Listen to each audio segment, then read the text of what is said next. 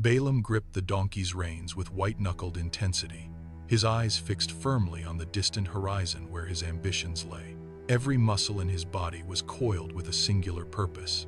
Convinced that his mission was righteous and necessary, he spurred the animal forward, the rhythmic thud of hooves against the dry earth the only sound in the vast silence. He was so consumed by his own vision that he did not notice the atmospheric shift ahead. Standing in the center of the narrow, sun-drenched path was a figure of terrifying majesty. The angel of the Lord stood motionless, a heavy sword drawn and pointed toward the earth, shimmering with a light not of this world. The donkey froze, its animal instincts sensing the divine presence that remained hidden from its master. Its ears flattened sharply against its head, and a low tremor ran through its frame. With a sudden burst of terror, it swerved away from the unseen blade, bolting into a nearby field and refusing to take another step toward the danger. Balaam's face flushed with sudden anger. "Why do you defy me?" he hissed, yanking the rough rope with all his strength. He raised his heavy staff and struck the donkey's flank with a dull thud, forcing the trembling animal back onto the path, oblivious to the mercy he was rejecting. They marched forward once more, but the very air grew heavy and cold. The path narrowed between two towering stone walls, leaving no room for error. Suddenly, the angel reappeared, blocking the way with silent authority. Caught between a blade of fire and a wall of stone, the donkey pressed itself hard against the rock. The sound of bone against stone echoed as it crushed Balaam's foot. Agony flared in his leg like a hot brand.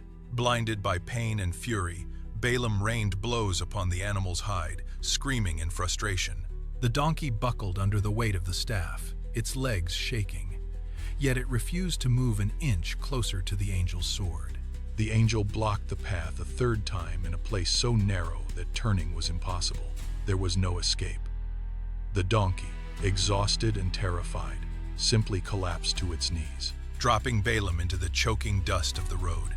Balaam scrambled to his feet, his face contorted in a mask of rage. He raised his staff high for a final lethal strike, but the world suddenly went still. The donkey opened its mouth and spoke with a voice that cut through his anger. "What have I done to you, to make you beat me these 3 times? The prophet froze, his arms suspended in the air, the staff trembling. The impossibility of the moment shattered his reality. In that heartbeat, the world seemed to shift, and the veil of his arrogance was torn away. Suddenly, Balaam saw. The angel stood before him, no longer a shadow but a towering reality, the blade glowing with a cold, terrifying light.